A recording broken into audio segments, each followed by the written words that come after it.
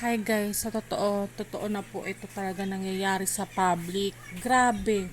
Yung kaya nga halos wala na tinuturo mga teacher, nakaupo na lang, papasok sa room, magbibigay lang ng paperwork sa mga students. Puro na lang research, sobrang gastos. Yes po, sa totoo po, grabe. Parang dinaig na po ng public ang private. Para na tayo nasa private halos. Kaya sabi ko nga rin sa asawa ko na, i-private na lang natin kasi ganun din. Wala rin naman na natututunan ng ang bata sa public. Parang utak-utak na ginagamit. 'Di ba? So, totoo lang tayo guys. Tingnan nyo, ang dami rin nagrereklamo mga magulang kasi unfair talaga yon. Ang nakakasunod lang dito sa bayad bayad sa ganito, bayad sa activities sa ganyan, puros paper, halos hindi na talaga natututo ang mga bata, kaya panay cellphone na lang ginagawa ng kabataan. Kasalanan din naman din kasi ng mga guro, 'di ba? Nagiging kampante ang mga guro, mga teacher sa hingi mo ko. So parang alam mo yung pulubi na meron naman silang sinasahod pero para sa kanila is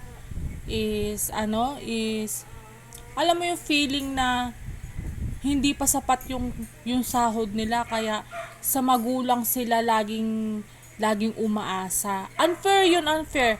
Dapat kung ganyan din naman ang mangyayari, dapat sa mayaman sila nanghihingi. Ibukod ang mahirap sa mayaman. Grabe, ang nahihirapan ang hindi makasabay yung mahihirap sa public.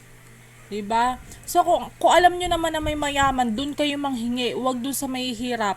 Pero unfair din kasi yung nagbibigay lagi na pera o kaya activities, yun yung tumataas yung grade, yun yung nagkaka-award. Unfair yun talaga sa mga nanay na nakikitaan naman yung iba na galing, nakikitaan naman na maayos ang pag-aaral ng estudyante niya. Pero ang mas pinapakinabangan ng teacher ay yung laging nagbibigay.